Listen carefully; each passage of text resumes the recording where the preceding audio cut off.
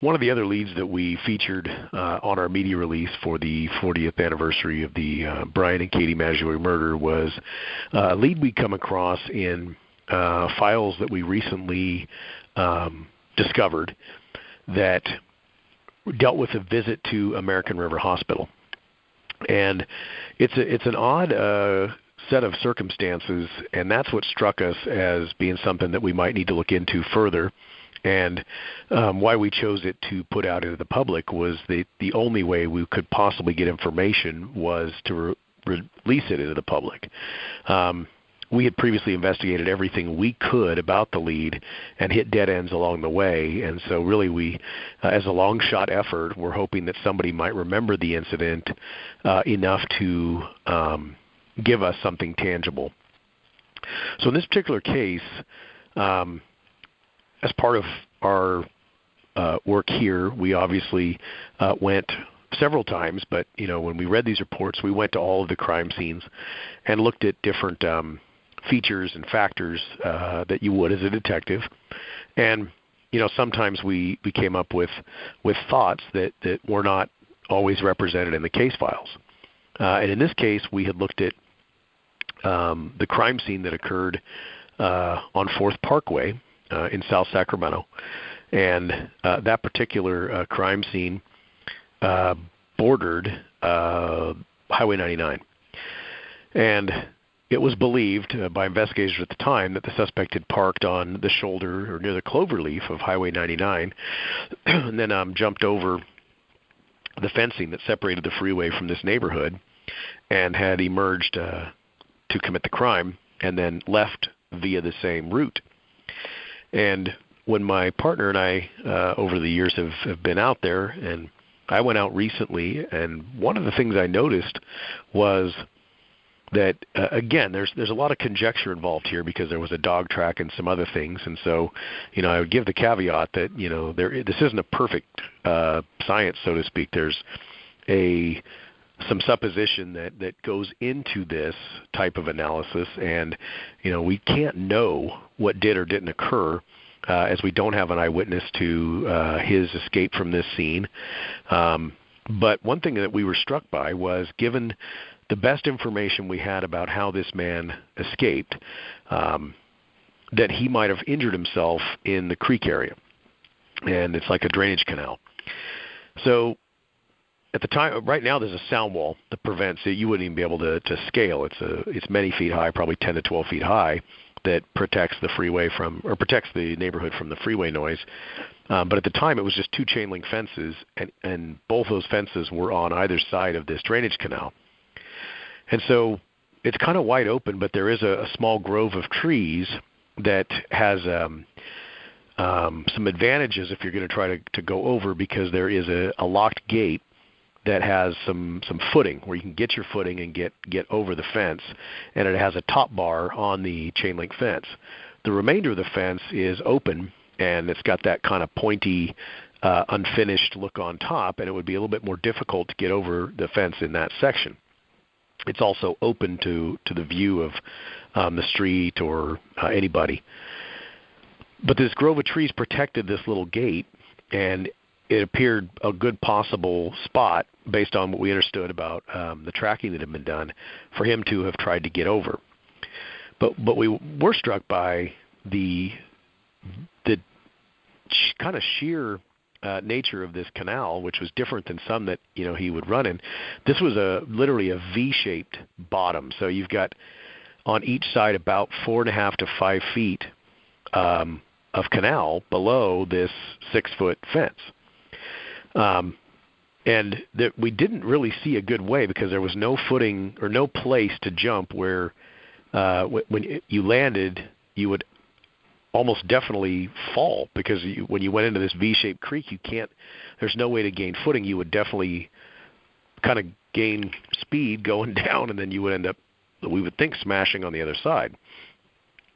So from the other side of the fence, there is a bit of footing, and our thought was that maybe when he came over from the freeway direction, he probably didn't realize that it was going to be a more treacherous jump coming back across, and especially in the dark, we thought there was a possibility that it was a rather dangerous jump. We made that observation. So now fast forward to when we get these reports, and I had found this report that showed that a guy had come to American River Hospital on May 30th, 1977, which was 2 days after the 4th Parkway attack, and that during this time period, he entered the hospital and basically requested treatment for a broken shoulder. He told the medical staff that it had occurred on May the 28th, and he spoke to a clerk with the initials BK. And in fact, as of the release of this, I want to let you know that we actually have identified the clerk with the initials BK to a great deal of satisfaction that it is the person. And unfortunately, she has passed away. We had a couple potential candidates that were BKs, but this one is very clearly the name on the signature.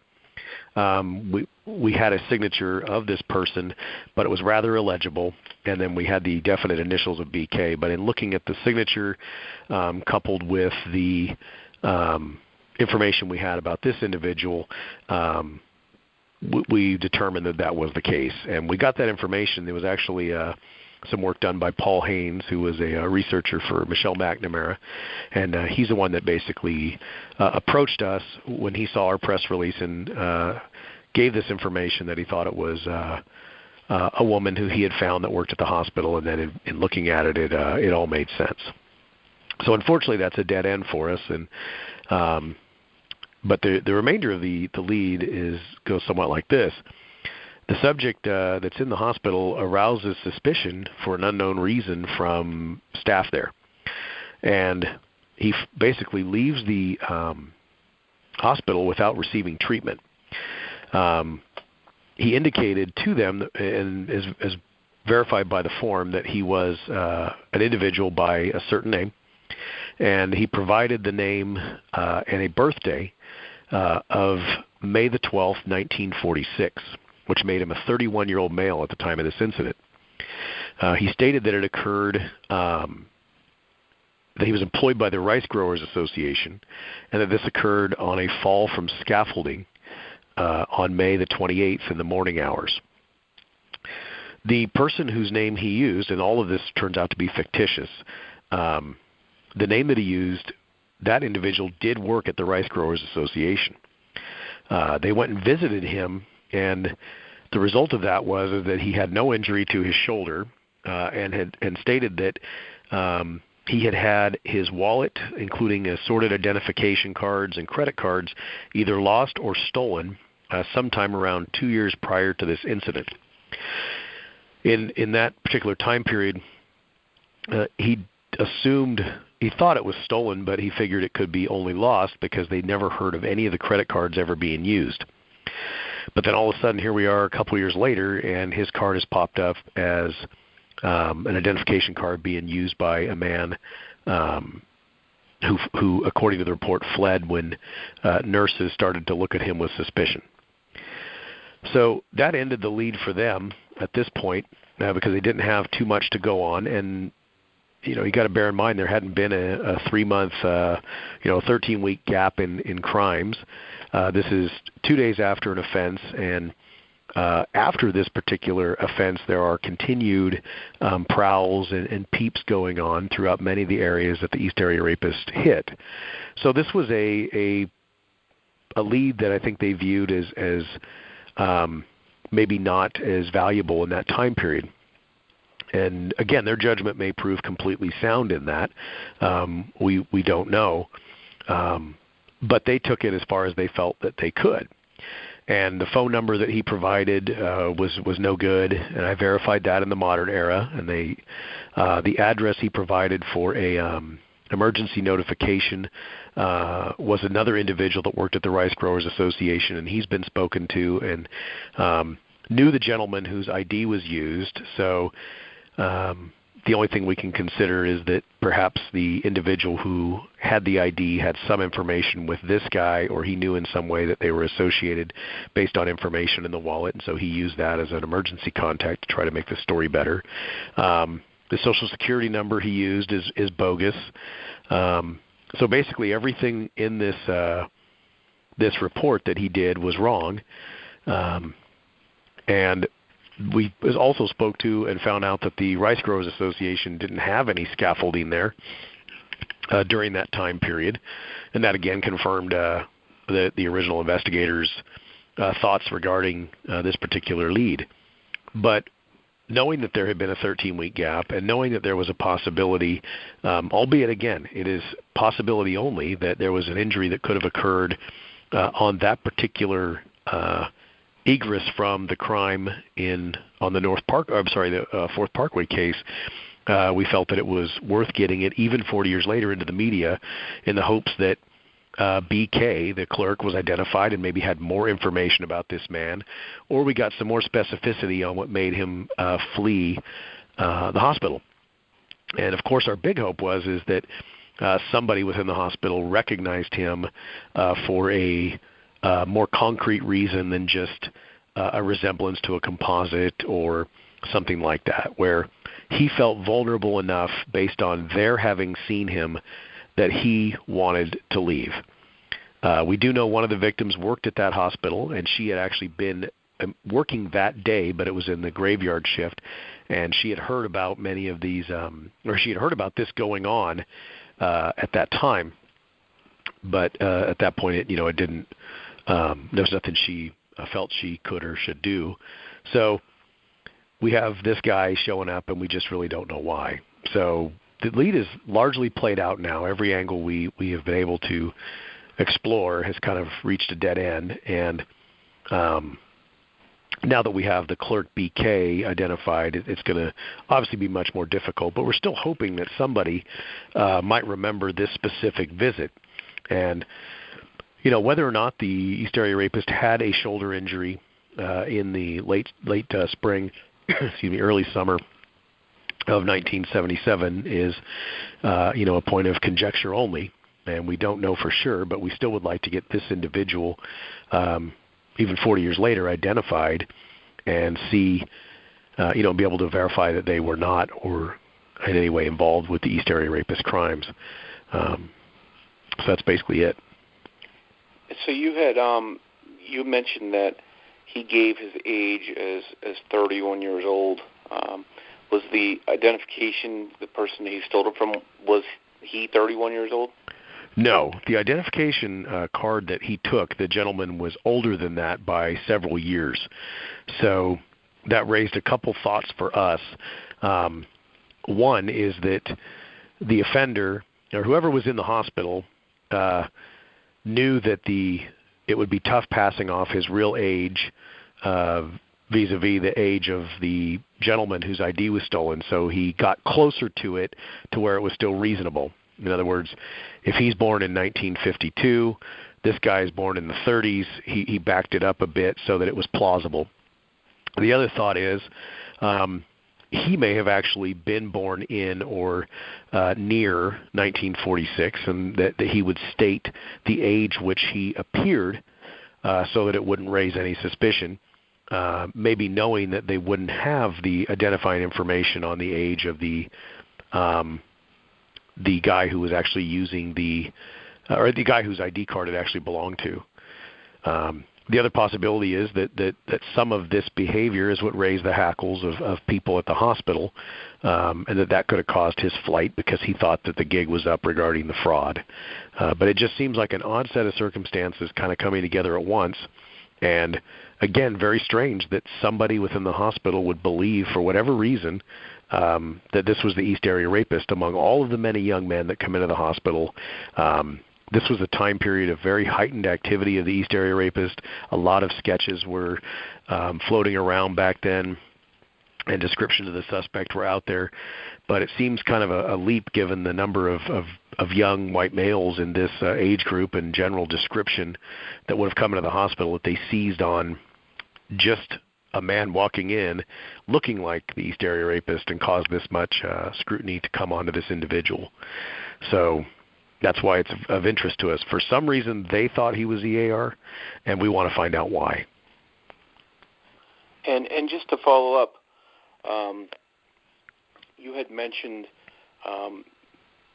the reason believing that he had injured himself going over that down into that area. And is it strictly you believe that he went through there because of dogs tracking him to that spot, or was there any kind of eyewitness to him possibly going there? No, there was no eyewitness. This is coming from a dog track and where they believed the freeway place where he had parked. This would be a logical place to go over. If he doesn't go over here, he's really going to spend a whole lot of time in the neighborhood away from his car before he can get to his car. And the most logical place is where they supposed back then that he went over, and that was that particular location. Okay, cool. So a couple of things I just want to touch on, too. Regarding these new leads, that aren't really new. These are things that you guys have had for a while, but you've just come across. A common thing people are saying, is how come these leads weren't released years ago? Can you explain, just for people that might be listening, how and when the leads were discovered, and how long you guys have been working on this kind of stuff, and how often do you come across these things, and why do you decide to release certain ones versus other ones? Yeah, of course. One of the big considerations with a case of this volume is, and it's 40 years old. Most of these detectives have long since retired, and memories fade over time, and so we've got this giant case that's came to us in many boxes to begin with, that we organized for the first time in 2005-06 time period. And when I first got these cases, they were in a closet, and they had been examined about 4 years prior with the DNA hit. And then, again, it was really that the leads kind of stopped coming, and they went back into storage. And when I took them out and looked at them, we organized them and looked at everything and did not know what we did or didn't have. We had what we thought were complete case files that contained a lot of the original investigation, and certainly the case files for each individual sexual assault case. And we had all of the files for the Maggiore double murder case, which was kept here in homicide, so we were largely convinced we had a more complete copy because it was among all of the other files that we have here. But we had heard over the years whispers that reports that were related to our case were still outstanding, that they were in other jurisdictions, in other allied investigative agencies, etc. And we did our best to try and locate as much run that down as best we could. And we kind of put our feelers out, let them know that we believe that these additional documents may exist, and we really didn't get too much back after that. So when we put together the working group that we have with the Southern California agencies, everybody uploaded all of their reports so we could all view them, and we put everything that we had up at that time. And it wasn't but a few years, just about a year ago, maybe a little bit more, that we got word that some reports had been located at one of the allied agencies that works this case, and that they looked like original reports, and they were in the old original style folders that I was so familiar with from having seen the original East Area Rapist files when I first took the case on. And these reports contained a lot of good information that had not yet been seen by us in the modern era. They were leads that were worked, and many of them were closed completely back in the time period, but we did not have knowledge of some of the results of these investigations. And some of these leads that were worked related directly to leads that we had also worked in the modern era. And then these leads were more complete than the ones that we had worked, because so much of the missing documentation we had didn't have some of this information in it. So we were pretty happy to get these, and when we went through, this is where I found the American River Hospital lead. And at that time, the investigators worked it as far as they could and they didn't necessarily believe that it was a prime lead, if you will. So how we choose what to release is going back through and looking for those things that the public truly can help on. I mean, we don't release every lead we get, or as we're working on things and read reports and find something interesting. If it's something that we as investigators can flesh out and eliminate or include, we do so. But every once in a while you get a lead like this that you take it as far as you can, but it has some promise and some closed or loose end feel to it. And even though it's been 40 years, we've kind of made a decision as an investigative team that the only way that if it was even a 0.1% chance that somebody remembered something really specific and it led us down a road that identified this individual, or led us to the individual who this tip was actually about, and we can exclude them, that it's worth doing. There's a lot of interest on this case. I don't think people, when they read this type of thing, they seem genuinely interested. We get a lot of passionate people that approach the investigation. They call, they send us email tips, and we're very gratified by that. And when things like this are put out, you would be surprised the number of people who really try to help us through a lead like this, and they give us information. And again, that's how we ended up figuring out who the clerk was. Sadly, she had passed away. But that could have led somewhere. It could have led to a little more than we knew about this lead going in. And while this particular lead isn't necessarily panning out for us, we feel that releasing some of this stuff even 40 or 45 years later, in the case of the 1973 burglaries we've discussed, has value. People aren't getting any younger. This case, as I've said before, is in the fourth quarter, and we're on the 2-minute drill now. Is there an argument to be made that some of this stuff should have or could have been released back in that era? I really don't know. I wasn't part of that initial investigation. I know that the detectives I've spoken with did the best that they could. And they were dealing with a fresh and active rape series that was ongoing and in real time, with a media demand that was voracious, with a city on the edge.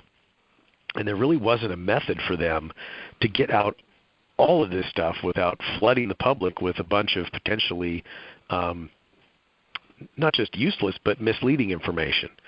But here, with the benefit of 40 years of hindsight, we can kind of go through and look at things that we know about somebody now and make some assessments as to whether we think it's valuable, whether we think this lead has any ability to solve the case. And it's a judgment call.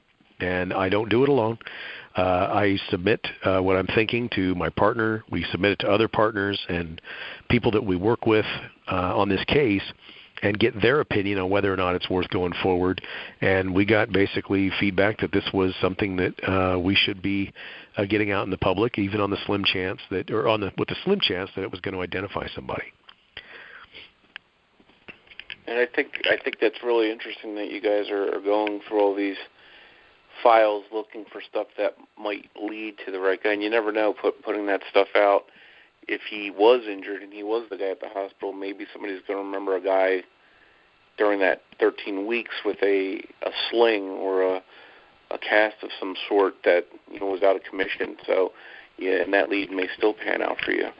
Absolutely. And we don't. Again, we are very careful. We try to be very careful. And not assert something that's not in evidence, meaning we have no proof that the East Area Rapist suffered any injury at all during any day of this series. And so I wouldn't want anybody to assume that there's a shoulder injury here. This is a supposition. It is a possibility, and that's all it is. But yes, if somebody remembers an individual that had a shoulder injury and may have been, some circumstances that appear to fit in another way beyond that injury, and they want to approach with that information, we're certainly interested in that. But we don't exclude anybody that didn't have a shoulder injury in the summer of '77, if you understand what I mean. This is something that unfortunately, the way these investigations work in something this mammoth, you have to sometimes look at possibilities that you wouldn't normally entertain on cases that are just easier to work. This is one where is it an explanation for the summer gap? Yeah, it could be an explanation for the summer gap, but there's many others as well. But this just tied in with the American River Hospital lead in such a way that we felt it was a possibility and it was worth getting out there. And just to follow up on some of the, speaking of files and reports, the Sacramento County Sheriff's Department's gotten, I think personally a bad rap over the years for, at some point getting rid of a lot of the things pertaining to the rape series early on, once the statute of limitations had come into play. Can you explain, just for people that are listening, why, precisely that was done? And I'm sure it wasn't a case of, we don't want to help know, who this person is, but it was more of a logistics thing. Can you explain that process for us? Yeah, and it is true that there's been criticism based on that, and it's understandable. And the reality is, if I could go back and have all of those kits, would I want them? The answer is, of course, yes. The case is unsolved, and so when you have an unsolved case, especially something of this magnitude, certainly criticism is normal. And agencies do take a look at the best practices and what has gone on and try to figure out maybe where some of these mistakes were made. And we've had a very open-minded approach, a non-judgmental but open-minded approach to looking back at these cases and kind of determining what the best course of action is now. But in terms of things like this, it happened. And what you end up with is a certain type of evidence, and in the sense of rape kits, you're talking essentially about biological evidence that was largely played out in its time. That information that they could gain from evidence left at those scenes in the form of biological evidence was done. They did the determinations that were part of the forensic evidence process of its day in the 1970s, and that those kits were sent back to property as somewhat played out evidence, if you will, during the time period. Those individuals working in the 70s did not anticipate or know anything about what eventually would become DNA science. They didn't know that any of this stuff would eventually lead to possibly identifying a suspect. So the statute of limitations, when it ran out in the 1980s, that was emerging on the forefront, but it still had not really reached too much into people's minds. And the East Area Rapist case itself, though it had never been forgotten, it had been not much investigated in that time period, because it had been several years since the suspect had left Sacramento in 1978. So there's a process within the Sheriff's Department to evaluate evidence that's being held and whether or not that evidence still needs to be held. And in this case, it was the belief that the statute of limitations on the rapes or the sexual assaults had run out. It was gone, and there was no prosecuting those cases at that point. So I don't know the exact method or exact process for purging evidence, but typically when cases go out of statute, every case in a particular year is also out of statute. So I don't know whether it was done. So, for example, 1976's evidence was discarded when several years had elapsed and a certain year came, and then 77's was done, and then 78's. I don't know if that's how it occurred. I don't know if it was a blanket purge. I don't know. But what I do know is that the decision was made that evidence that was no longer deemed of value for any criminal prosecution was discarded. The argument, and the thought is, well, if the Maggiore case was related, then why wasn't it kept at least under those auspices? And my answer to that is, again, I don't know, but I do know that at the time of the Maggiore investigation, there was, several theories. There was some disagreement over exactly what that case was.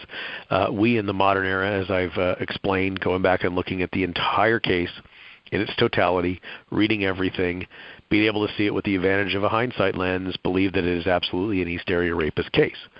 But in that time period, that wasn't necessarily the thought of every single person, and it is very unlikely that certainly by the mid-'80s or late '80s that any of the people who were involved in the original Maggiore investigation would have either known, been consulted, or even discussed anything to do with the evidence from those cases. So we really don't have answers to why, but it seems to me to be, from the people I've talked to, just a unfortunate discarding that occurs in these cases when the statute runs out, and it would have been nice if they had linked it or it had been somehow retained, but it wasn't. What does it do for us and against us? Really not much. And I say that because the rape kits contained biological fluid that would have likely ID'd the offender had they been preserved. But Contra Costa County did preserve theirs, and they were one of the few agencies that did, and I think the only agency in Northern California, but don't quote me on that. But I believe that that they were the only one. And Contra Costa's cases are absolutely linked to ours MO-wise. There is no question that in anybody's mind of the investigators that I've spoken with then or now, that the East Area Rapist left the Sacramento area, went to Contra Costa County, and began committing rapes there after doing so here. And an MO link is every bit as strong as any other kind of link, and while it would have been nice to have a one-to-one DNA match between all the SAC cases and this case in Southern California, the reality of the issue is the link MO-wise is just as strong in the mind of the investigators that worked this case, and there is no serious investigators that I'm aware of on this case who have asserted that the Sacramento East Area Rapist is not Contra Costa's East Area Rapist offender based on a plethora of reasons that are part and parcel of the MO and signature of the offender on both those cases.